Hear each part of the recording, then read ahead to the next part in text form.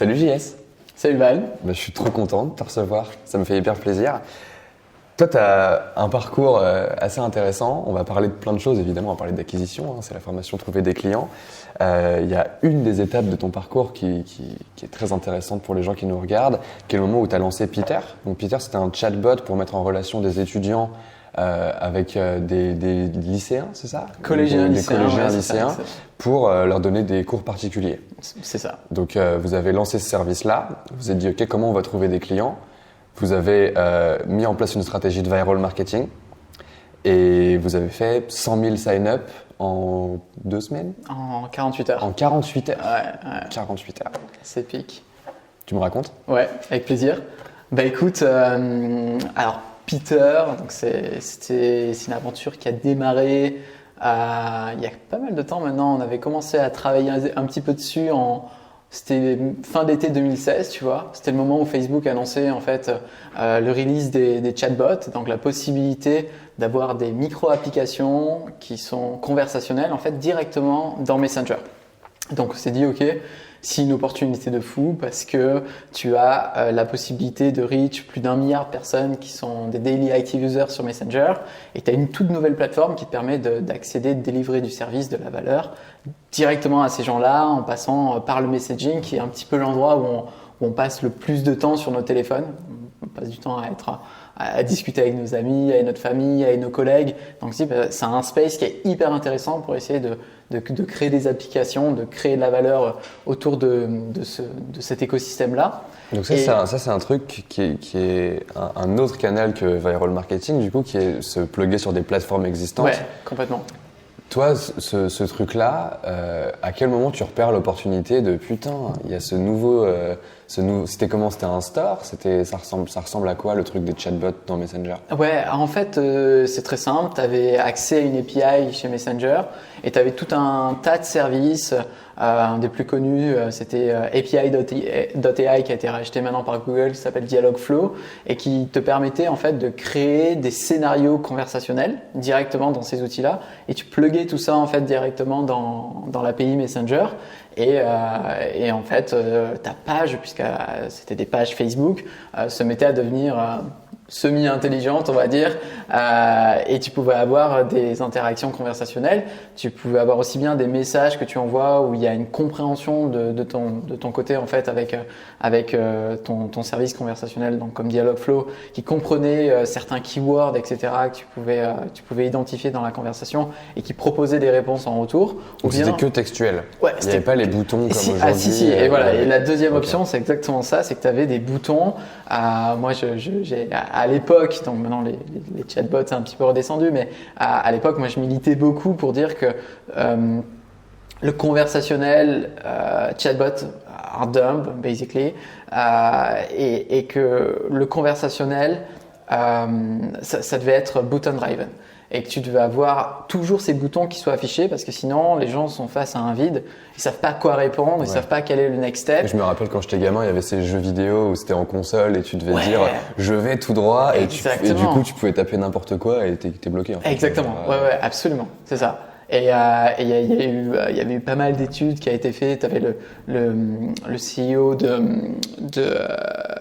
la boîte a fermé, mais bref, c'était une grosse boîte conversationnelle. C'était un peu l'équivalent de WhatsApp en mode anonyme aux US. Et ils avaient mené pas mal d'études où ils essayaient de créer des chatbots sans boutons en fait pour driver l'expérience. Et c'est une catastrophe parce que les gens ils étaient vraiment face au vide, ils étaient face à l'inconnu et ils savaient pas quoi dire, tu vois. Et lorsque tu dis un truc et que le chatbot réagit pas de la façon que tu attendais en fait, bah là ton niveau de deception c'est pourri quoi. Tu dis c'est nul et tu reviens pas quoi. Ouais. Donc c'était hyper important d'avoir une expérience qui soit complètement button driven. À quel point tu devais coder ça à l'époque? Tu pouvais avoir des outils qui te permettent, j'ai plus le nom de l'ensemble des outils, mais tu avais pas mal d'outils qui existaient et tu pouvais avoir du drag and drop plus donc, du texte écrit, etc. Type Chatfuel. Voilà, Chatfuel, exactement. Chatfuel c'était vraiment ça, complètement. C'était le tout début du coup. Complètement. Ou Chatfuel venait juste de lancer, mais grosso modo toutes les plateformes sont à peu près arrivées en même temps. Je pense que Chatfuel a dû se lancer courant 2016. Tous sont arrivés à peu près en même temps. L'opportunité était assez évidente à l'époque. Nous, on avait quand même une expérience qui était quand même assez codée, puisqu'on avait des web pages qui pouvaient s'ouvrir directement dans l'expérience chatbot pour ajouter une expérience un petit peu augmentée, etc. Mais tout ça est arrivé progressivement. On a construit les choses brique par brique, mais on avait démarré avec une expérience qui était quand même codée. On récupérait toutes les données conversationnelles de nos utilisateurs sur les serveurs.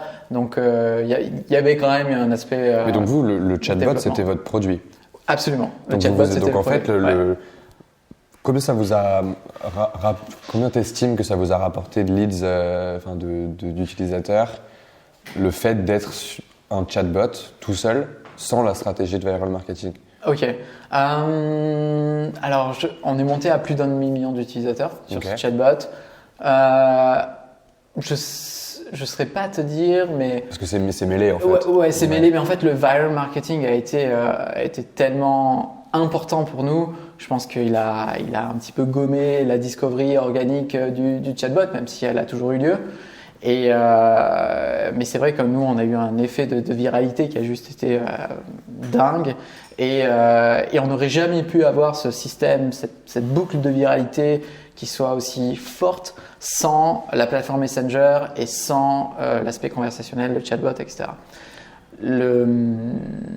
Mais ouais, ça a été un des points clés, j'y reviendrai et je pense que c'était hyper important. Ce que moi j'essaie de faire un peu un niveau d'abstraction au-dessus de comment tu peux espérer reproduire un peu ce genre de truc. Bon, il y a beaucoup de chance, il y a beaucoup de timing, c'est compliqué.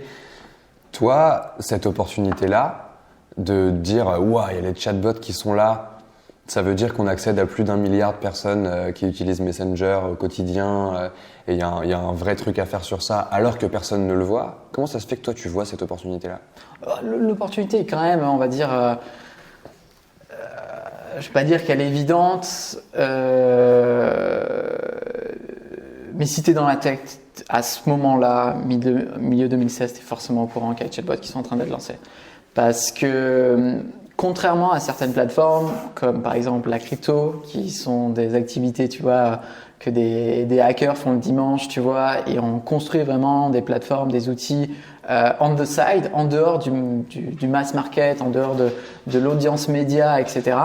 Les chatbots lancés par Facebook, qui est quand même une des plus grosses entreprises de la tech, c'est un des GAFA, tu pouvais pas le rater parce que c'est Facebook qui déploie sa propre plateforme qui crée sa propre plateforme, qui transforme Messenger en plateforme et qui dit, de la même façon qu'il avait fait 5-6 ans auparavant avec Facebook, où d'un coup ils ont transformé Facebook en plateforme et ils ont permis à plein de jeux de se construire comme Farmville et d'autres, et t'as des boîtes qui ont été valorisées à plus d'1 milliard qui sont construits sur Facebook, tu vois, en tant que plateforme. Tu te dis, il y a la même opportunité qui est lancée maintenant sur un nouveau produit de la famille Facebook qui est Messenger. Si tu es dans la tech en 2016, tu peux pas rater ça. C'est vraiment. Mais entre ne pas le rater, être au courant que c'est là et se dire, waouh, complètement, absolument, complètement. Et donc, tu as le fait que tu sois aware, que tu sois au courant qu'il y ait cette opportunité qui arrive. La plupart des entrepreneurs dans la tech, surtout ceux qui étaient dans le consumer, étaient au courant de cette opportunité. Et ensuite, il y a le fait de te dire, OK, pourquoi est-ce que je me lance? Pourquoi est-ce que je pense pareil? Et moi, c'est vrai que j'avais une conviction sur le messaging et avec mon équipe également, on partageait vraiment cette conviction-là.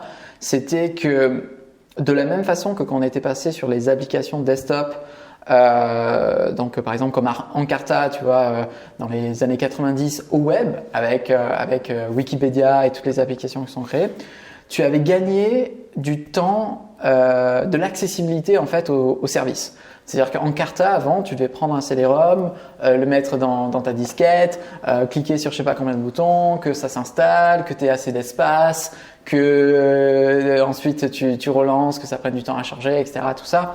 Et ton encyclopédie Et il fallait que tu ailles dans un store pour l'acheter, tu vois. Enfin, c'était, tu vois, et il fallait que tu sois dans le bon store, etc. Tu vois. Enfin, le parcours entre avoir accès à l'encyclopédie sur ton ordinateur et toi, client utilisateur de Windows à l'époque, il était quand même assez important, tu vois. Je vais au store, il faut que j'installe le logiciel et je commence à l'utiliser, tu vois. Et ça, c'est un parcours qui est assez important. Et en fait, quand Internet est arrivé, d'un coup, ce parcours, il a été hyper simplifié. C'est-à-dire que tu tapais juste Wikipédia sur Google et boum, tu avais accès à ton encyclopédie. Donc en fait, tu as raccourci l'espace d'accès entre un utilisateur et un service. Fournir pour avoir accès au service. Ouais. Et en fait, on a vu la même opportunité se déployer sur les chatbots. Et c'est un truc dans lequel je crois, entre guillemets, s'il y a un truc je me dis, je crois encore toujours, je me dis peut-être ça reviendra dans 5 ans, 10 ans, 15 ans, j'en sais rien. C'est le fait qu'en fait, aujourd'hui, quand tu es sur l'App Store ou sur le Play Store, que tu veux par exemple télécharger, je sais pas, une app de ticketing par exemple, tu dois aller sur l'App Store, tu dois télécharger l'app, donc la trouver, la télécharger. Ensuite, tu dois créer un compte et ensuite tu dois apprendre l'user experience. Tu dois apprendre comment cette app fonctionne. Donc, tu as 3 steps. 1, je télécharge. 2, je crée un compte. Et un compte par app. Et 3, j'apprends comment cette app fonctionne, c'est quoi l'user experience. Et avec les chatbots, le conversationnel, tu élimines ces 3 sources de friction. C'est-à-dire que tu n'as plus à télécharger l'application, puisqu'en fait elle est instantanée, elle est dans le cloud, elle est disponible en temps réel. Tu as juste à discuter avec la bonne page et boum, instantanément, tu as le service qui est disponible. Pas de téléchargement. 2, tu n'as pas de compte à créer. Tu as une identité qui est universelle en fait grâce à Facebook et c'est un des très rares produits qui est capable de, enfin c'est la seule société qui peut fournir, et Google, enfin il y a quelques autres, Apple également, qui peut fournir une identité à une telle échelle en fait. Et donc tu n'as plus de problème de savoir qui tu es, on sait qui tu es parce que tu connectes via le service. Et 3, tu n'as pas une nouvelle interface à apprendre. Une fois que tu sais comment un chatbot fonctionne et comment du conversationnel fonctionne avec du bouton, une expérience qui fonctionne avec des boutons, c'est fini. Tu sais le faire pour tous les chatbots. Ouais. Et donc, en fait, tu as un drop au niveau de ces 3 niveaux de friction pour accéder à un service qui sont éliminés grâce au chatbot. En fait. Mais on peut objectivement pas dire que ça a marché.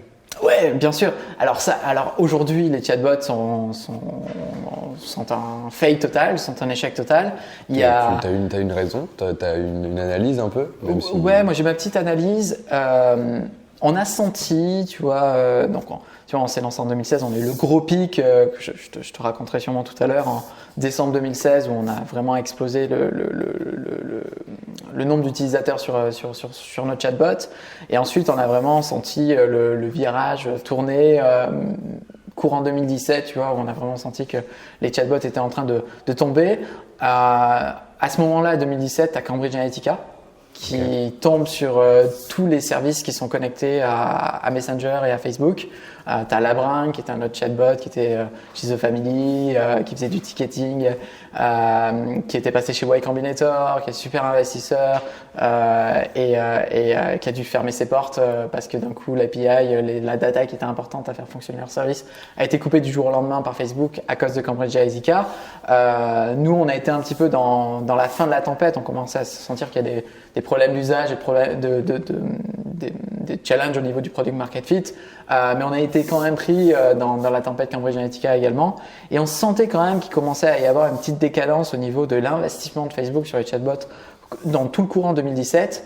Et ma croyance, je pense que la raison première pour laquelle Facebook a arrêté d'investir de l'énergie, de la ressource en fait dans les chatbots, c'est que le business model côté Facebook ne marchait pas. C'est-à-dire que Facebook, leur modèle économique, c'est je crée des audiences et je distribue des ads sur des targets ciblés. Et la théorie, c'était de dire que le temps que les gens passent dans le messaging, c'est du temps exploitable qu'on peut transformer en audience et qu'on peut monétiser avec de la publicité. Et ce que je pense Facebook avait peut-être mal calculé, et c'était très difficile à l'époque de le savoir, donc si on ne l'avait pas identifié, c'est que le messaging, c'est le space où tu passes le plus de temps sur le web, mais c'est aussi le space qui est le plus privé pour toi. Tu veux pas savoir ce qui se passe dans une conversation avec un ami, avec ta copine, avec ta famille, avec tes collègues. Tu veux que ce que tu partages dans ces espaces-là, ce soit hyper privé. Et en fait, le fait que ce soit hyper privé, le fait de recevoir de la publicité dans cet espace-là, d'un coup, tu dis, attends, il y a quelqu'un qui m'écoute, il y a quelqu'un qui t'imagines, tu discutes, tu discutes avec ta copine et on part en voyage en Corse cet été. Et 30 secondes après, tu vois moins 30% sur Corsica, tu vois, dans ton messaging. Oui, c'est pas le même espace. Tu vois, tu consommes pas la même chose. Tu vois, il y a un truc qui cloche là, tu vois. Et en fait, je pense, j'ai pas les chiffres, mais je pense que quand Facebook a commencé à pusher des ads directement dans Messenger, il y a quelque chose qui a été cassé à ce niveau-là. Et peut-être que le ROI des ads, il n'était pas au niveau qu'ils espéraient. Ils se sont dit, OK, c'est pas bankable.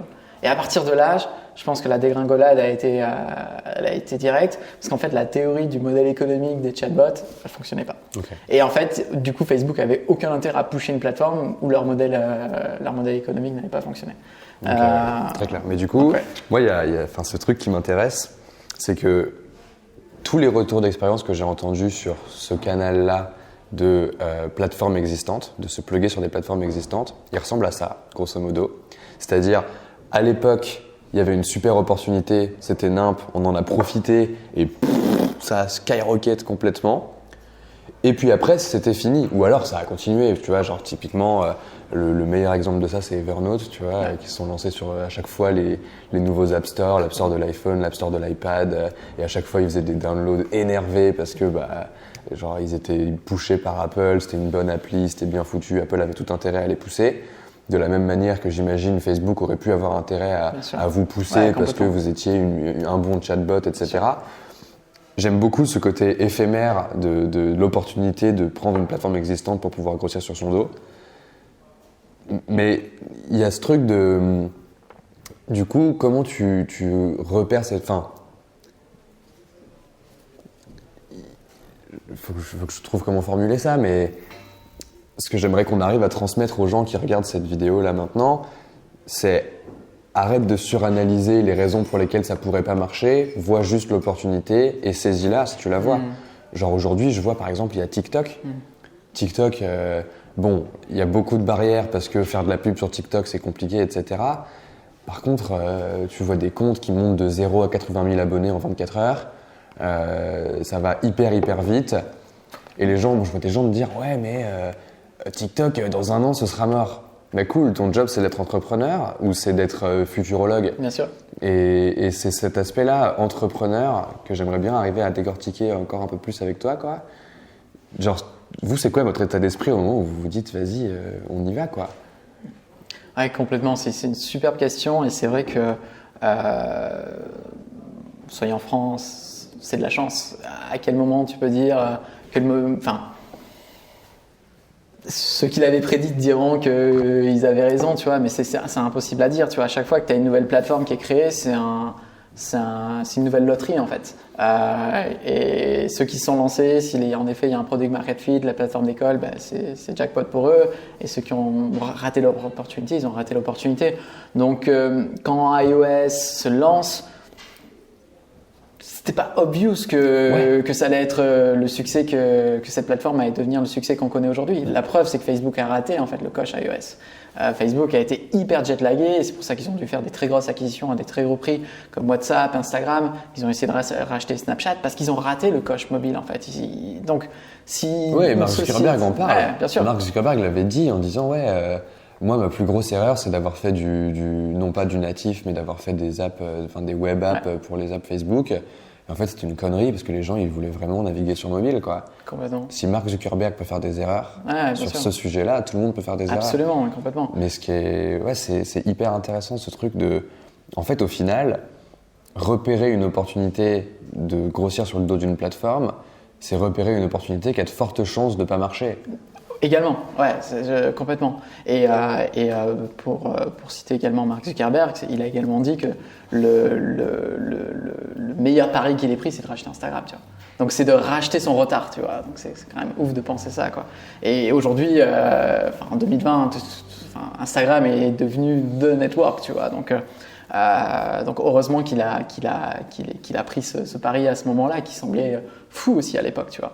Et donc finalement, quand tu regardes des plateformes qui sont at scale, qui atteignent une échelle suffisamment importante pour que en fait des produits deviennent des plateformes, c'est-à-dire où d'autres produits peuvent se construire par-dessus. Je sais pas, t'en as peut-être un par an, tu vois, t'as pas beaucoup d'opportunités. Ouais. Tu réfléchis comme ça, des grandes plateformes sur lesquelles on peut commencer à construire des produits. Après, t'as des plateformes plus nichées, mais t'as tous les social networks, LinkedIn, Twitter, Facebook, Insta, t'as toutes ces plateformes-là.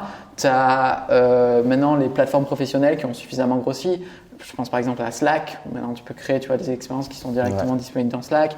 Tu as Gmail, où tu peux également plugger des applicatifs qui sont directement connectés dans l'emailing. Tu as le Chrome Store, tu vois. Enfin, tu as toute une série de plateformes qui sont maintenant à scale. Tu as Snapchat maintenant qui est ouvert également, avec qui on a travaillé. Et ces opportunités, il n'y en a pas tant que ça. Donc après, c'est avec quel produit tu filtres. Vous avez le fait plus. toute une phase où vous avez créé des filtres Snapchat, réalité augmentée et tout ça. Complètement, ouais. Également. Et ça, c'était pareil. C'était repérer l'opportunité. Absolument, ouais. C'était repérer l'opportunité, essayer de construire par-dessus. C'était quoi les résultats de ça? C'était assez cool, mais même issue de business model. Grosso modo, Snap s'est mis à décider. Donc, un des grands paris d'Evan Spiegel, c'est la réalité augmentée.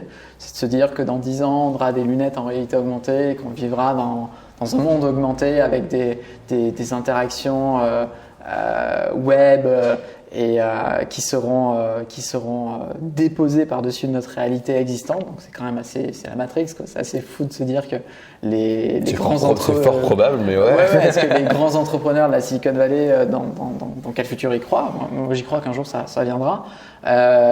Et donc pour accélérer ce pari-là, ce que Evan Spiegel envisageait, c'est de se dire il ne faut pas attendre qu'on ait le device des lunettes pour commencer à construire les créateurs qui vont créer les expériences pour ce monde en réalité augmentée. Il faut directement qu'on commence à investir sur le mobile. Et donc ça a été le pari qu'il a fait je ne sais plus quel nom de la société, c'est une société roumaine qu'il a racheté, qui avait créé des filtres en réalité augmentée qu'ils ont directement intégrés dans Snapchat. Et là, c'était le début un petit peu des expériences en réalité augmentée. Et à ce moment-là, ils ont dit maintenant on va créer un outil qui s'appelait Lens Studio, qui est en fait une espèce de Photoshop de la réalité augmentée qui est directement plugué en fait à Snapchat, où tu Donc peux créer. De nouveau, tu as un outil tout nouveau qui permet de créer des nouvelles expériences qui n'ont rien à voir et où Snapchat a tout intérêt à te mettre en avant si tu en fais des biens. Complètement. Et donc tu chopes l'opportunité, tu y vas. Exactement, ouais, c'est exactement ça. Donc ça, c'était un pivot de Peter. C'était un pivot vis-à-vis du chatbot qu'on avait fait. On avait levé des fonds et on a discuté avec nos investisseurs, est-ce que vous êtes fine pour qu'on tente un pivot? Et tout le monde a dit allez go. Et donc on a décidé de prendre le pari de l'opportunité Snapchat. Et à ce moment-là, ouais, c'est vraiment early days, quoi. On était peu de créateurs, on commence à créer des expériences assez simples qui étaient des filtres que tu pouvais porter en réalité augmentée. On en avait créé un assez marrant qui était un chat, tu vois, et quand tu souriais, il y avait deux petits fucks qui, je fais pas le geste, mais deux petits fucks qui remontaient, tu vois, et ça a de suite devenu viral. On a passé en quelques jours plus d'1 million d'utilisateurs, tu vois, sur ce filtre. Ouais. Et c'est comme Dimitri qui faisait la complètement. vidéo Dimitri maintenant qui fait sur Instagram, ouais. et ou Insta où maintenant t'as même une communauté qui est encore plus grande puisque qu'on invite. De ouf. Dimitri, ce qu'il fait sur Insta, c'est génial et il profite d'une communauté qui est encore plus large que celle de Snapchat qu'on avait à l'époque. Ouais. Snap à l'époque, en 2019, 2018, plus 2018, c'était 180 millions de daily active users. Aujourd'hui, je crois que Insta, c'est plus d'1 milliard. Tu vois, donc tu as 5 fois les volumes.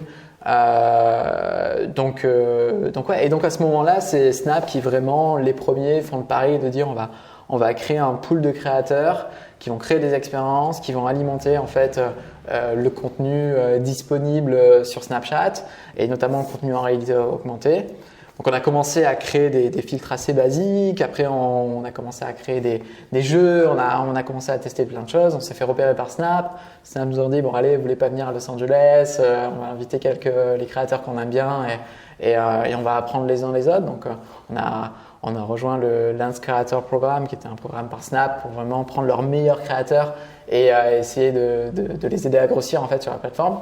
Donc ça a été une superbe expérience. Et là où on a rencontré également des challenges, ça a été encore une fois sur la monétisation où en fait on pouvait avoir une distribution assez importante en fait des expériences en réalité augmentée qu'on créait pour Snap. Et je me souviens des questions que j'avais posées pendant qu'on était avec les équipes Snap, tu vois, à Los Angeles et qu'on réfléchissait un petit peu à l'avenir de la plateforme. C'était est-ce que les filtres aujourd'hui, comme on les crée, est-ce que vous les voyez comme des applications ou comme du contenu? Grosso modo, est-ce que le futur de Snap, c'est l'App Store ou c'est YouTube? Est-ce qu'on est des entrepreneurs ou est-ce qu'on est des créateurs, tu vois? Ça, c'est très proche. C'est une très bonne réflexion. Mais c'est deux choses différentes. Est-ce qu'on crée du contenu ou est-ce qu'on crée du software? Et je me souviens, ça avait mis un petit silence dans la salle et t'as Ethan Pilepski qui était le vice-président qui est toujours d'ailleurs le vice-président de Snap, qui dit notre vision c'est de devenir un App Store, c'est de permettre de créer de l'applicatif. Et c'est vrai que tu pouvais déjà avoir dans Lens Studio la capacité de coder tes expériences. Donc tu pouvais pas faire d'appel serveur, donc on pouvait pas avoir une base de données externe, mais tu pouvais avoir une base de données locale dans ton filtre qui te permettent de créer des expériences plus interactives, comme par exemple des jeux où tu as des points qui s'affichent, où on pouvait débloquer différents filtres en fonction des scores que tu as gagnés. On a vraiment exploré des choses assez dingues à l'époque, hein, et c'était très inspirant d'explorer tout ça. Et ça donne en fait. Il y a un an, du coup. Ouais, à l'époque, ouais, je te dis ça, c'était. C'est ça qui est intéressant aussi, c'est que tout va très vite. Ouais, tout va hyper vite. Tout va très vite par rapport à ces sujets-là d'opportunités. Bien sûr. J'aime beaucoup j'observe un pattern en fait qui est comment tu trouves des grosses boîtes qui ont vocation à devenir des plateformes. Donc la définition d'une plateforme, c'est vraiment, comme tu disais tout à l'heure, c'est un business qui permet à d'autres business de se construire par-dessus. Exactement. En l'occurrence, est-ce que tu crées des créateurs, est-ce que tu crées des entrepreneurs et tout ça, voir leur intérêt à eux. Donc par exemple, à l'époque, l'intérêt de Facebook, c'était de pousser les chatbots pour qu'il y ait plus d'usage de Messenger. Donc il y avait un alignement d'intérêt entre vous pouvez créer un chatbot qui est intéressant et donc récupérer le trafic. Quand c'est Snapchat, c'est la même chose. Leur intérêt, c'est d'augmenter l'usage des filtres en réalité augmentée. Donc ils ont besoin de personnes qui sont créatrices. C'est la même chose pour Airbnb avec Craigslist. Complètement, ouais. L'objectif de Craigslist, c'était avoir plus d'annonces de bonne qualité. Airbnb se sont plugués et ils ont publié toutes leurs annonces et donc il y avait plus d'annonces de bonne qualité. Donc c'est arrivé à trouver un alignement d'intérêt sur une montée toujours à une époque où il n'y a pas beaucoup de créateurs ou pas beaucoup d'entrepreneurs qui se lancent là. Bien sûr. Et une fois que tu repères cette opportunité, tu y vas. Bien sûr.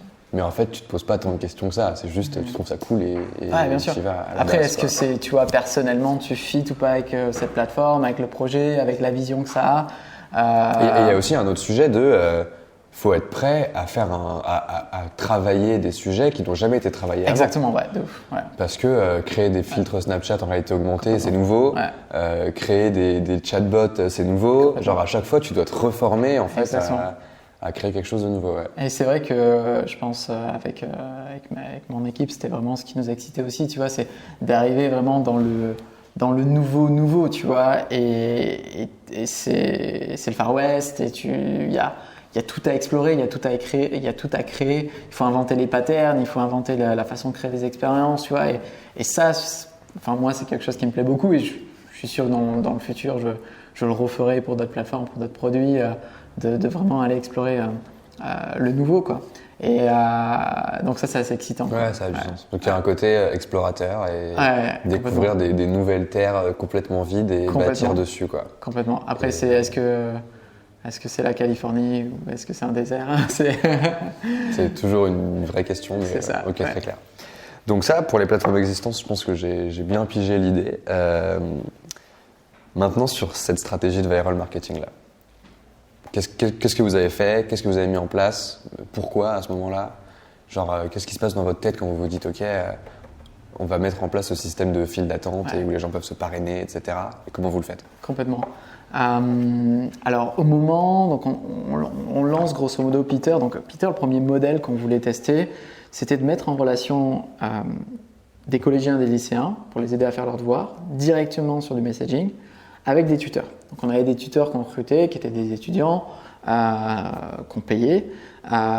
Et de l'autre côté, tu avais des élèves qui avaient besoin d'aide pour faire leurs devoirs et plutôt que de faire un vidéo call ou d'avoir un vrai tuteur qui vient à la maison, de se dire on va tout faire sur messaging, c'est là qu'il consacre du temps. Et le truc assez novateur, je veux dire, et excitant qu'on avait trouvé, c'était de dire au lieu que Peter, en fait, dans le premier modèle, met en relation les élèves avec des centaines ou des milliers de tuteurs différents, on va personnaliser en fait tous ces tuteurs dans un personnage qui est Peter. Et en fait, lorsque tu étais un élève, tu disais OK, j'ai besoin d'aide en maths sur tel exercice, on demandait une photo de l'exercice, nous on transmettait comme Uber en fait la demande à un pool de tuteurs et le premier qui acceptait la demande était mis en relation avec l'élève.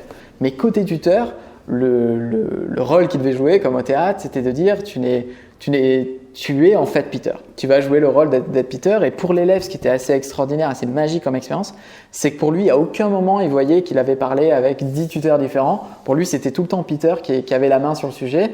Et donc le chatbot, là où il était complètement automatisé, c'était pour qualifier en fait la demande. Tu as besoin d'aide dans quelle matière, sur quel exercice, en quelle classe tu es, enfin qualifier tout ça. Et ensuite, Peter disait génial, bouge pas, je reviens dans un instant. Et 30 secondes plus tard, tu étais mis en relation avec un tuteur, mais qui restait Peter en fait pour l'élève. Donc ça, c'était assez magique de te dire waouh, j'ai ce support disponible pour mes devoirs 24 heures sur 24, 7 jours sur 7 et toujours là pour m'aider gratuitement. Et au départ, c'était gratuit et l'idée, c'était au bout d'un certain temps de vendre des abonnements payants. Et ça, c'est assez magique, tu vois, comme expérience. Et en fait, le départ. Donc ça, c'est votre produit. Ouais, ça c'est le produit. Ça, c'est vraiment la partie de votre produit. Complètement. Il y a la partie qualification que vous avez intégrée dans le chatbot, qui était du coup le début de votre processus de sales presque, quoi. Genre comment tu convertis les gens à utiliser et l'acquise. Complètement. Et en fait, c'est ça qui est très fort en fait dans tout phénomène de viralité produit extrêmement forte. C'est vrai que j'ai échangé avec pas mal d'entrepreneurs qui disent ok, c'est quoi le gros sac, c'est quoi la petite sauce, tu vois. Mais la vraie clé du succès d'une viralité, c'est to make something people want.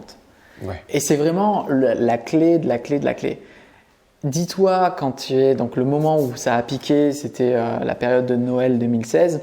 Dis-toi à ce moment-là, tu as des centaines de milliers, c'est pas des millions d'élèves en France qui ont leur DM de maths à rendre à la rentrée, qui veulent pas faire, et que l'envie d'avoir un personnage qui va t'aider à faire tes devoirs sur Messenger en quelques clics et à qui tu vas pouvoir échanger de façon fun, tu vois, c'est plus boring, tu vois, l'expérience devient super attrayante.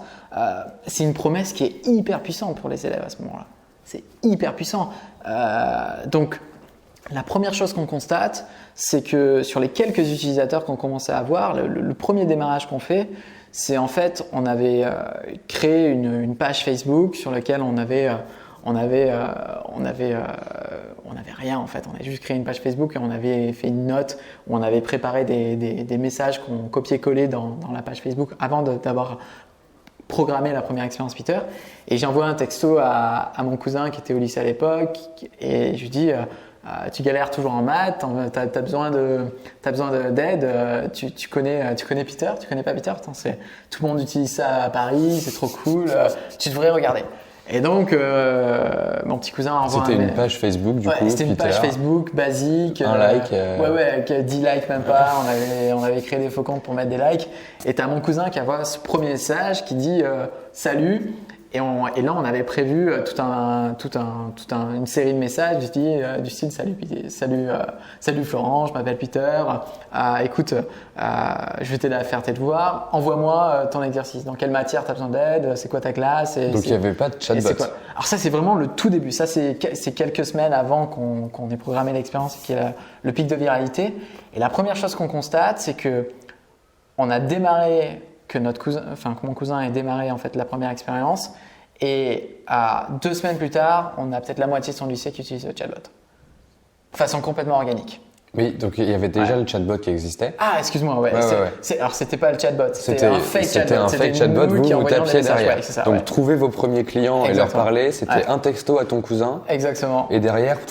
Alors, c'est texto à mon cousin.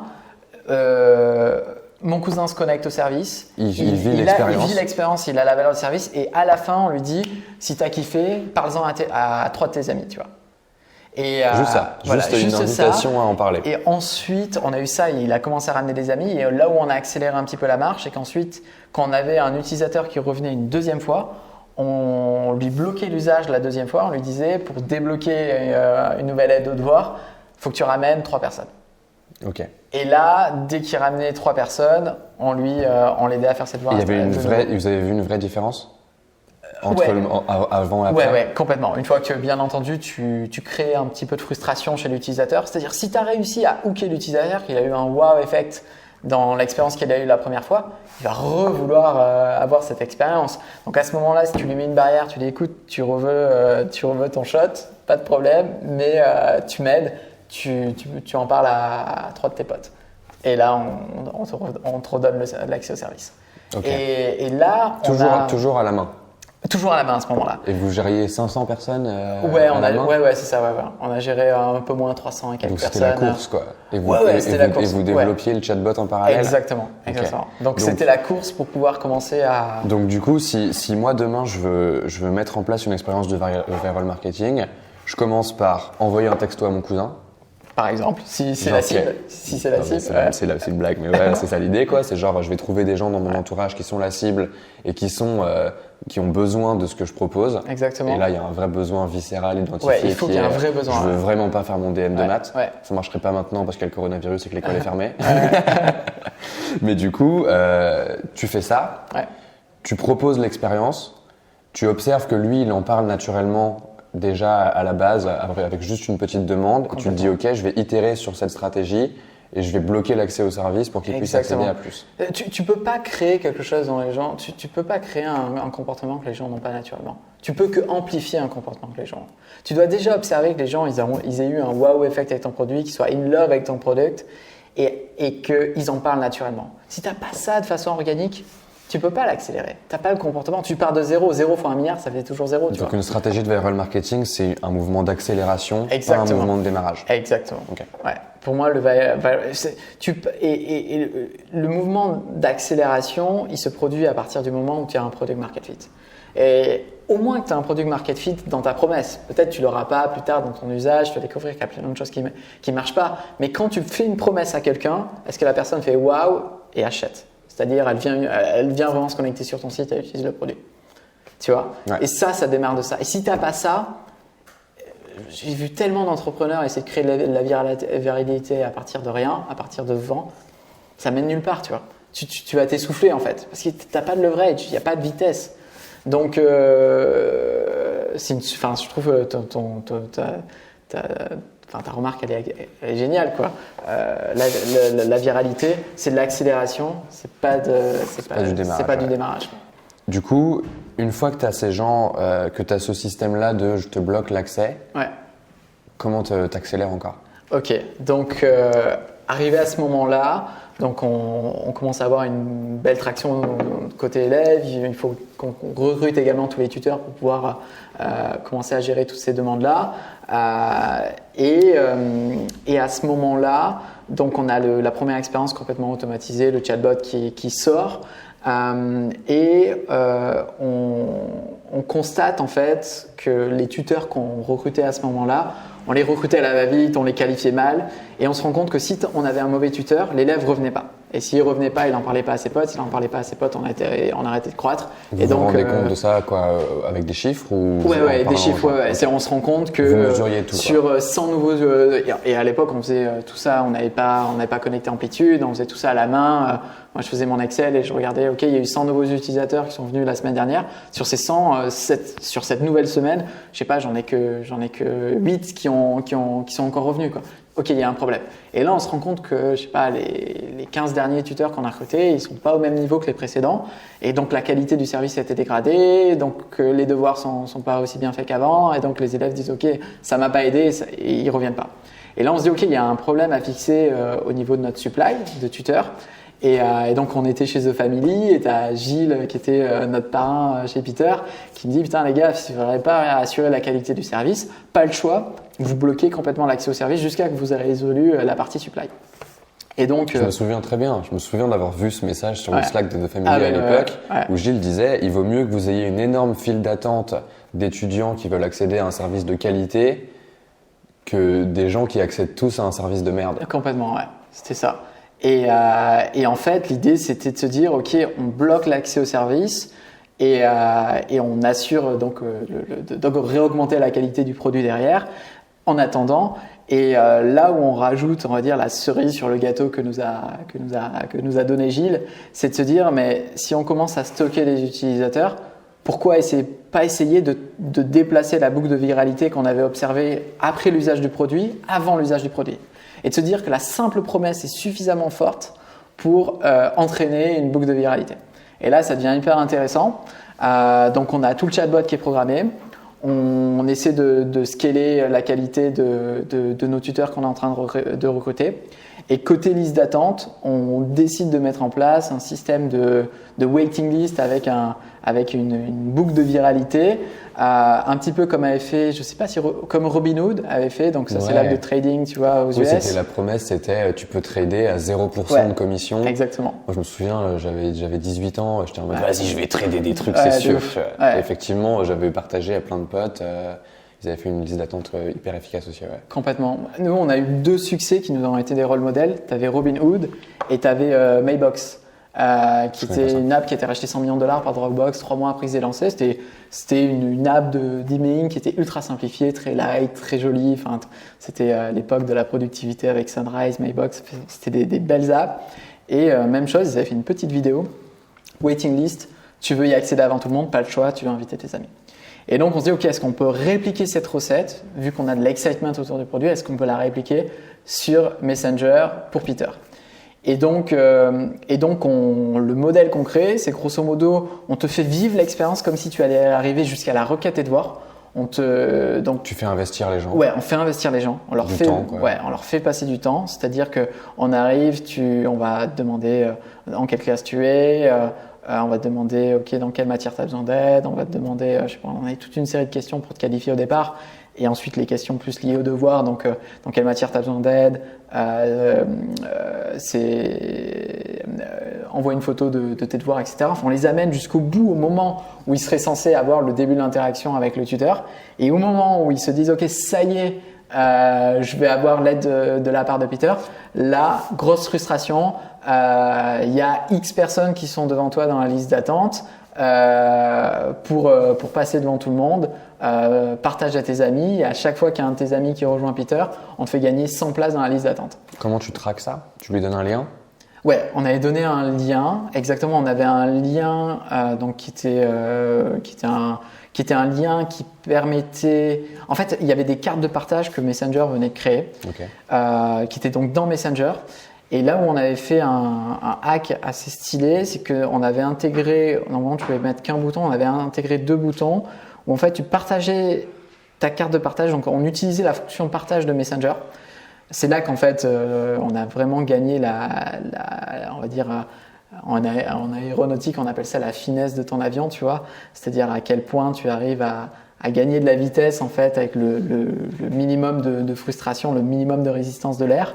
Et en fait, on a réussi à créer ça en ayant toute l'expérience qui soit uniquement dans Messenger. À aucun moment, tu devais sortir de Messenger. Et donc, au moment où on arrivait, on disait, écoute, tu dois partager cette carte-là tu dois inviter 3 amis sur Messenger. Tu avais la carte qui apparaît, rejoins Peter.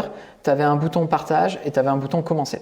Et le bouton commencer, il était bloqué si tu étais l'utilisateur qui avait cette carte-là. Mais si tu étais un utilisateur qui recevait la carte d'un de tes potes, le bouton commencer était actif et tu pouvais rejoindre Peter. Et refaire la boucle. Et tu arriver refaisais à la boucle. frustration. Exactement. Et partager à 3 potes. Quoi. Exactement.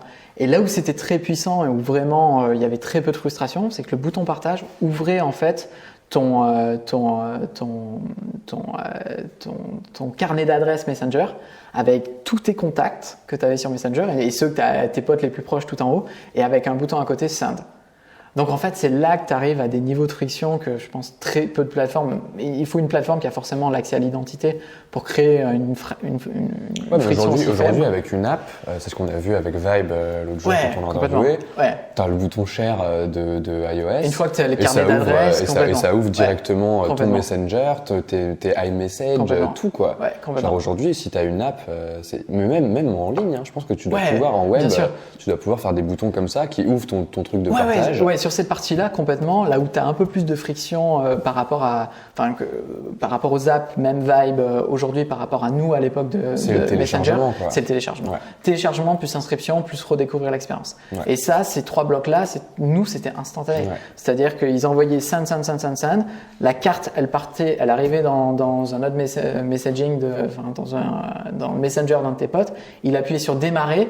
Son Messenger, il switchait de la conversation que tu étais avec ton pote à Peter. Et boum, tu étais où? Tu recevais le premier message de Peter. Hey Valentin, Sarah m'a dit que tu m'as parlé de toi, tu vois. La puissance. Et en plus, on personnalisait l'expérience parce qu'on savait de qui ça venait. Et donc là, l'élève, il est de suite où quoi. Vas-y, je vais t'aider à faire tes devoirs, c'est parti. Et donc, il refait tout le funnel. C'est genre, tu t'accompagnes les gens à devenir des ambassadeurs sans même qu'ils le sachent vraiment. Complètement. Tu reproduis l'effet psychologique de hey, tu devrais trop tester ce truc. Ouais, complètement. Et c'est là que c'est puissant aussi, tu vois, d'avoir un personnage. Ce personnage, il a une identité, donc le lien émotionnel, il est très fort il était extrêmement fort avec Peter, que les utilisateurs avaient. Et donc, tu peux leur demander l'impossible. Je me souviens à un moment, on commence à avoir le début du pic, et je rajoute en fait, lorsqu'un élève était dans la liste d'attente et qui renvoyait un message à Peter alors qu'il était encore dans la liste d'attente et qu'il n'avait pas partagé.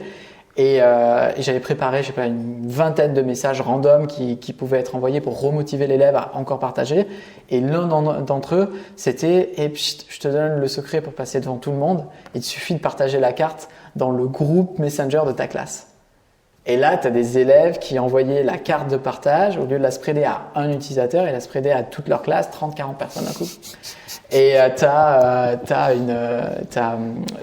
notre élève qui a partagé au plus de monde en fait chez Peter en fait, elle a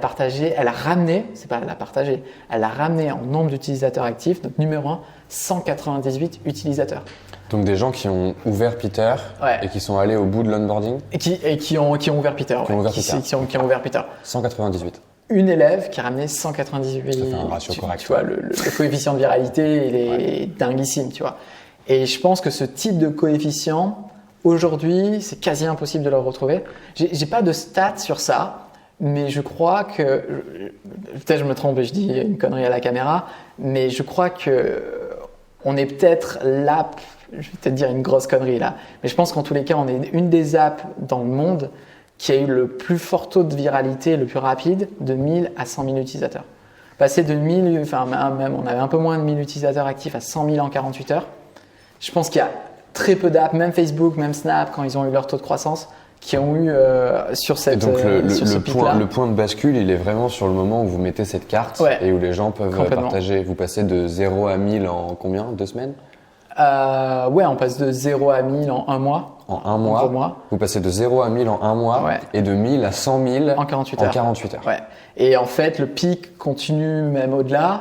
Le truc, c'est qu'à l'époque, on avait des serveurs qui n'étaient pas au top. Et grosso modo, on a vécu des crashs serveurs atroces. C'était la période de Noël. Donc, tu as Stephen, notre CTO, qui sort des repas de famille, etc., qui va essayer de préparer le scale-up de Peter. Parce qu'en fait, quand les serveurs étaient down, les cartes ne fonctionnaient plus. Les utilisateurs rejoignaient, ne recevaient plus de messages. On les comptait plus dans la base de données. Donc, en fait, on a perdu des centaines de milliers d'élèves qu'on n'a pas comptabilisés dans notre base de données pendant ce rush-là. On est monté, je crois, à la fin du mois de décembre, donc en même pas 15 jours, on est monté, il y a plus de 350 000 inscrits, tu vois, plus tous ceux qu'on avait perdus, et c'était des centaines de milliers. C'est le moment où The Family a été extraordinaire, puisque on a les serveurs qui tombent, The Family qui nous donne les crédits. On a droit à 100 000 $ de crédit chez AWS. Donc, notre CTO qui a passé, je crois, à Amazon, ils ont écrit un blog post sur notre aventure où notre CTO a passé, je crois, 72 heures avec différents interlocuteurs de AWS du support pour redéployer l'infrastructure, pour tenir la charge sur des centaines de milliers d'utilisateurs qui venaient taper à la porte du service. Donc, enfin, c'est le moment où tu as plein de problèmes de riches, quoi. Ouais. Et c'est ouf, quoi. C'est crypto x10, quoi. Ok. Donc il y a un truc dont tu as parlé qui est intéressant, qui est le coefficient de viralité. Ouais. Donc, c'est le nombre de gens qu'une personne inscrite à ton service va ramener dans ton service. Exactement. Donc, c'est le nombre de leads générés par une personne. Complètement. Il y a un autre facteur dans une stratégie de viral marketing qui est le temps qu'il faut à la personne pour inviter ses potes. Complètement. Comment tu fais pour optimiser ça? C'était juste naturel? Ouais, ça c'est grâce à la plateforme, et c'est pour ça que je pense qu'en termes de viralité de 1000 à 100 000, je pense qu'il y a très peu d'apps qui nous battront sur ce sujet-là. C'est grâce à Messenger, c'est grâce à l'expérience qui est complètement imbriquée dans Messenger. Ouais. C'est-à-dire que les gens n'ont pas à sign up, ils n'ont pas à télécharger, ils n'ont pas à prendre l'UI. Ton carnet de contacts, il est directement intégré dans Messenger. Grosso modo, tu appuies sur un bouton, tu fais send, et boum, t'as invité tout le monde. Et de leur côté, pour devenir à leur tour des diffuseurs du produit, ils ont simplement eu à rejoindre l'expérience instantanément, à descendre le funnel. Enfin, c'est d'une rapidité et d'une simplicité. Donc là, on pourrait dire que le coefficient de viralité, il est déterminé par l'excitation que la personne va avoir à propos du service et son niveau d'envie d'accéder au service. Complètement. Et que la rapidité, elle vient que de l'UX. Et elle vient exactement. Comment tu crées une expérience qui est frictionless, très peu de friction sur l'expérience. Vraiment, et le moins de clics tu arrives à créer entre le moment où un utilisateur a partagé ton lien, ta carte, le SMS qui permet en fait de démarrer l'expérience de ton app. Plus ce lien est court et moins il y a de clics avant que ton nouvel utilisateur redevienne un référent en fait pour ses amis. Le plus tu optimises le nombre de clics, le mieux tu optimises le temps, le delta en fait qui va se passer pour que ta viralité elle augmente, quoi. Donc c'est comment tu raccourcis au maximum dans ton expérience le fait qu'un nouvel utilisateur transforme un de ses amis en utilisateur et que cet utilisateur redevienne à son tour un nouveau propagateur. Et tu optimises ça le plus possible, le plus fort. Tu sais tout retirer, quoi. Vraiment, tu profites, quoi. Ouais, et après tu profites quand ça marche. Donc c'est comme d'habitude en entrepreneuriat, c'est globalement simple, par contre c'est dur à faire, quoi. Ouais, c'est la technique est simple. Ouais, bien sûr, contre, le faire correctement, c'est ça que c'est dur. Ouais. J'espère qu'il y a des gens qui vont prendre ton pari et qui vont éclater vos chiffres, quoi. Ouais, j'espère aussi, complètement, de ouf. Ouais. Parce que c'est trop intéressant en fait comme phénomène. Il y a eu une histoire de cible aussi. Ouais, bien sûr. Parce qu'il y avait pas d'incentive du tout. Il n'y avait pas d'incentive financier. Le seul incentive, c'était de passer devant tes copains dans la file d'attente, quoi. Ouais, c'est ça. Et ça, c'est un truc c'est un mécanisme qui est connu chez les étudiants. Si tu vas targeter des gens qui ont 60 piges, ça marche peut-être moins bien. Bien sûr. Forcément, s'ils ont 60 piges, ils sont peut-être sur des plateformes qui sont moins organisées, tu vois, pour les systèmes de partage, etc. Leur première plateforme, je pense aux gens qui ont plus de 60 ans, c'est peut-être maintenant l'email, maintenant Facebook, tu vois. Donc, c'est des plateformes qui ont quand même été assez exploitées, où il y a eu pas mal de hacks. C'est plus facile de trouver des hacks sur des nouvelles plateformes, puisqu'il y a encore il n'y a pas de sécurité. Il n'y a pas encore de sécurité, il y a encore plein de choses qui ne sont pas contrôlées. Tu vois, nous, ce qui s'est passé, une anecdote assez marrante à raconter, c'est que du coup, pendant le pic, au moment où on dépasse les 100 000 utilisateurs, on a un premier problème qui tombe, qui est nos serveurs qui nous lâchent. Donc, on doit déployer une nouvelle infrastructure. Et on a un deuxième problème qui nous est tombé dans les heures qui ont suivi. Ça a été que l'algorithme de Facebook nous a bloqués. parce qu'il a dit ok, il y a trop d'activité sur cette page d'un coup, il y a quelque chose d'anormal qui est en train de se passer, et du coup ils ont bloqué l'accès à l'API. Et là, c'était un soir de semaine, c'était 23h, tu vois, et d'un coup, plus rien ne fonctionne, l'API a été coupée et on est en train de déployer des serveurs pour une API qui ne nous répond plus. Et The Family, qui a été encore magique à ce moment-là, on balance à 23h, @channel The Family, ok, on vient d'être bloqué par Facebook, est-ce que vous connaissez du monde? J'appelle tous mes potes qui travaillent dans la tech à 23h pour est-ce que tu connais quelqu'un chez Facebook qui peut nous débloquer? Et petite anecdote un peu secrète, mais c'est pas mal de la raconter. T'as Serge, qui a été après plus tard notre premier investisseur d'ailleurs. T'as Serge Allen qui en fait avait travaillé qui avait vendu une boîte en fait à David Marcus, qui était le président de Messenger et le numéro 2 chez Facebook. Et donc il le connaissait personnellement, ils étaient copains.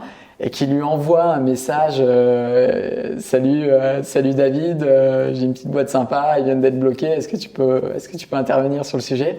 Et à ce moment-là, David Marcus, donc c'était pendant les vacances de Noël 2016, il était sur une île avec sa famille et il y avait une tempête qui était en train d'arriver et il savait pas, tu vois, si ça allait bien se passer pour lui sur son île avec la tempête, le typhon qui était en train d'arriver. Et David Marcus a quand même contacté les équipes de Messenger à Palo Alto et a dit ok, débloqué, et on a été débloqué dans les heures qui ont suivi, quoi. Donc on peut laisser ça au montage? Ouais, de ouf, ouais, complètement. Ça c'est pour tous les gens qui se posent la question de mais ils font quoi vraiment The Family? Bah ils font ça. En fait. Ouais, complètement. Bah non, mais de et ouf. ils le font avec tout le monde. Ah ouais, genre, complètement. moi j'ai vécu des trucs pareils, quoi. Ouais. Et c'est incroyable. Genre c'est vraiment que ça la vraie grosse valeur de The Family, c'est le réseau, c'est incroyable. Ah mais c'est incroyable. Bah, tu vois à quel point c'est game changer pour nous à ce moment-là. Complètement. T'as le numéro 2 de Facebook qui donne l'ordre de nous débloquer à un moment où on a des dizaines de milliers d'utilisateurs qui veulent rentrer sur notre produit, quoi. Incroyable. Ce système-là, on le voit avec toi à une échelle qui est fat, quoi. Genre, c'est quand même 100 000 personnes en 48 heures, c'est vraiment beaucoup. C'est ce que tu dis. Genre, c'est pas reproductible. Il y a une part de chance, il y a une part de timing, il y a une part d'intuition très forte, etc. Est-ce que tu penses qu'on peut créer des stratégies de viral marketing à une plus petite échelle? Ouais. Et sur d'autres types de business éventuellement, tu vois, si je suis une boîte de service, je suis une agence, je fais du design et j'ai envie d'arriver à créer une boucle un peu similaire, qu'est-ce que je pourrais mettre en place pour reproduire un peu ce phénomène-là, même si ça me rapporte pas 100 000 personnes en 2 jours, Ouais, tu vois. bien sûr. Sur la partie reproductive, je pense que c'est reproductive. Je pense qu'il faudra une nouvelle plateforme qui ait aussi peu de friction, tu vois, pour amener, pour atteindre cette vitesse-là, tu vois. Mais ça viendra. Puis ça se tâtonne, quoi. Ça se tâtonne, tu testes et complètement. Pareil. Absolument. Et est-ce que ce type de modèle-là peut fonctionner à plus petite échelle? Bien évidemment, je pense que ça peut fonctionner à toute échelle. La première chose qui compte, c'est vraiment Y Combinator, make something people want. Vraiment de démarrer avec une expérience où les gens, quand ils ont utilisé ton produit, ton service, qu'ils ont fait appel à ton agence, ils sortent avec le smile. Ils se disent waouh, c'était vraiment dingue. Et ensuite, le deuxième point que tu dois te poser, la deuxième question que tu dois te poser, c'est je sais pas comment dire en français, mais repeatability, tu vois, de ton service. À quel point les gens ils vont réutiliser ton service et avec quelle cadence, tu vois. Et plus la cadence de demande de ton service est faible, plus tu as d'opportunités pour incentiviser un comportement de partage, un comportement de viralité. Plus elle est faible, ça veut dire qu'il y a peu de repeat? Plus elle est courte, excuse-moi. Okay. Plus le repeat est rapproché, en fait. Plus tu as du repeat, plus tu peux leur dire, bah vas-y, Plus tu as d'opportunités, plus tu as de points d'interaction, plus tu as l'opportunité de demander « Hey, parle de moi ». Tu vois. Donc ça, je pense que c'est un point qui est très important. Donc le fait d'avoir un service qui est très répétable dans son usage. Ouais, effectivement, tu les vois, c'est les Uber. À chaque fois que tu es en soirée, tu veux inviter tes potes. Tu as toujours une opportunité de penser au fait que tu peux inviter. Complètement. Ouais. Mais du coup, ça veut dire que toi, en tant que boîte, si tu veux arriver à profiter de ce canal-là, il faut bien prendre en compte plusieurs choses. Il faut prendre en compte, ce qu'on disait tout à l'heure sur ça accélère, ça démarre pas. Genre, faut pas se leurrer, tes premiers clients, ils viendront pas de ton viral marketing parce que c'est le principe de la viralité, c'est qu'il y a des gens à la base, quoi. 2, est-ce que tu as un repeat qui est suffisamment fort pour que les gens ils se disent je vais inviter parce que ça ne sera pas juste une fois, je vais tester. Et est-ce que je peux incentiver les gens? C'est quoi qu'il faut se poser comme question? C'est est-ce que je peux incentiver les gens? Parce que même si tu n'as pas beaucoup de repeat, en fait, je me pose la question en live, tu vois. Même si tu n'as pas beaucoup de repeat, tu peux quand même incentiver les gens à partager. C'est peut-être ça le dernier point, tu vois. C'est bien sûr ça. C'est qu'il y a une puissance parfaitement sous-estimée dans le fait de juste demander aux gens de faire des trucs, quoi. Complètement. Parce que si tu n'avais pas mis le message sur la toute première itération de invite 3 potes, il ne l'aurait probablement pas fait. Bien sûr. Complètement, absolument. Et c'est ça la stratégie de viral marketing de base, c'est juste vas-y, partage. Complètement. Et les gens sont genre, ah bah c'est vrai, tiens. Dans tous les cas, c'est une transaction. Lorsque quelqu'un fait une action pour ta boîte, pour toi, il y a souvent une forme transactionnelle. Même si les gens vont faire quelque chose, par exemple, vont partager. Là, par exemple, tu as pas mal d'apps qui sont en train de gagner en viralité sur les sujets écologiques. Tu vois, et tu as une boîte qui est passée chez Y Combinator où ils te proposent de payer ton empreinte carbone, en fait, une forme d'impôt sur ton empreinte carbone, en fait, où tu aurais une mensualité sur le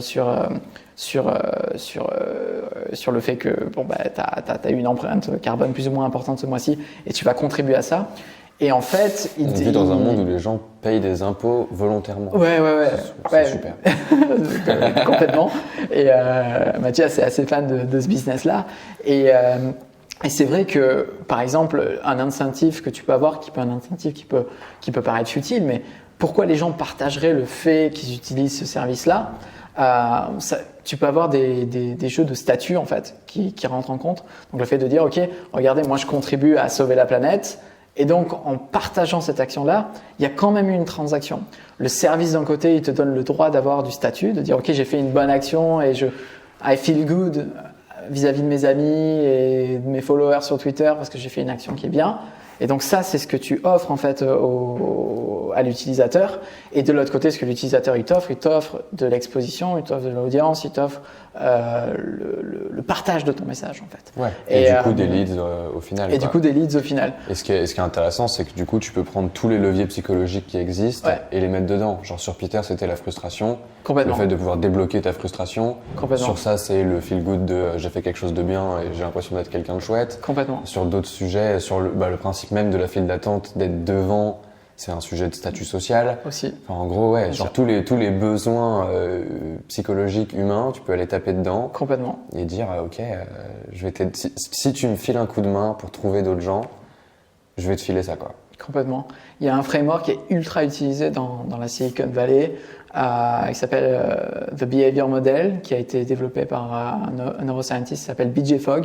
C'est un petit peu le gars qui a formé tous les UX designers chez Facebook, Instagram, Snapchat, tu vois. C'est vraiment la Bible. Donc tu tapes BJ Fogg, Behavior Model sur Google, tu trouves de suite.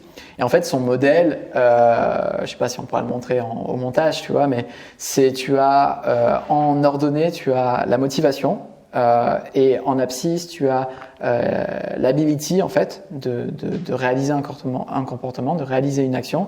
Et en fait, ce modèle, ce graphe, ce qu'il te donne, il te dit écoute, si tu veux qu'un utilisateur, une personne fasse cette action, l'action que tu souhaites, quelle qu'elle soit, donc dans notre cas, dans un système de partage, c'est qu'un utilisateur partage ton application, partage ton produit. Tu dois avoir la motivation qui est suffisamment élevée. Tu dois avoir l'habilité de le faire, tu dois être capable de produire cette action et tu as une courbe en fait qui apparaît sur ce graphe qui est qui est une courbe qui est le trigger en fait qui est tu dois avoir le niveau qui est suffisamment important de motivation et d'habilité de le faire, Ouais. la capacité de le faire. Et si tu es au-dessus de cette courbe, c'est-à-dire que la motivation était suffisamment forte en ordonnée et l'habilité de le faire était suffisamment forte également en abscisse, et bien en fait, dès que tu rentres dans cette zone-là qui est au-dessus de la courbe, le comportement va se passer. Ouais.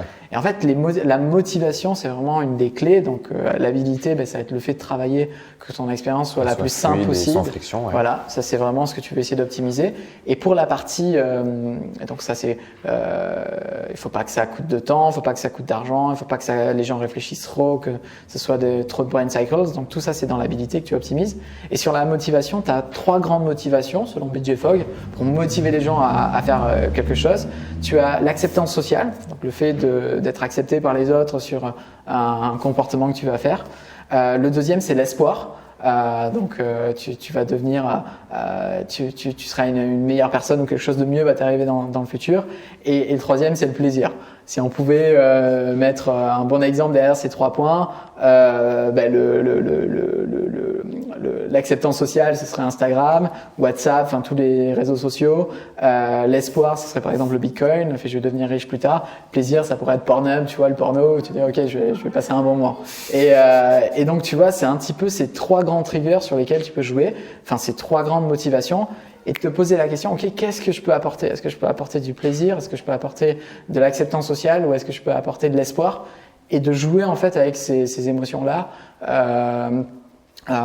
pour faire faire des choses aux gens. Pour faire faire des choses aux gens. Parce que ils ont cette notion de récompense, et si la récompense paraît proche, bah, ils sont chauds. Complètement. Et si la récompense paraît super, bah, ils sont chauds pareil. Ouais, quoi. bien sûr. Et donc là, en l'occurrence, sur une stratégie de viral marketing comme la tienne, et comme celle dont on parle depuis tout à l'heure, c'est arriver à transformer les clients en vendeurs en fait. Ouais, complètement. Mais de la manière la plus simple, tu lui dis ok, si tu vends mon truc, lourd. Genre tu vas choper quelque chose de très intéressant pour toi, que ce soit en termes de statut social, que ce soit en termes de plaisir, ou que ce soit en termes d'espoir, de prospection de ton futur quoi. Complètement. Ouais. Ok, et ça me paraît plutôt clair. Hein. Plutôt cool. Ouais, le graphe c'est encore plus clair. Ouais, mais on le mettra. Mais ça me paraît plutôt clair, effectivement. C'est arriver à at scale, faire vendre tes clients pour toi. Complètement. Et optimiser tout ça. Complètement. Bah écoute, merci beaucoup. Bah avec plaisir. Merci Val. C'était trop bien. Trop Merci. cool. Merci à toi.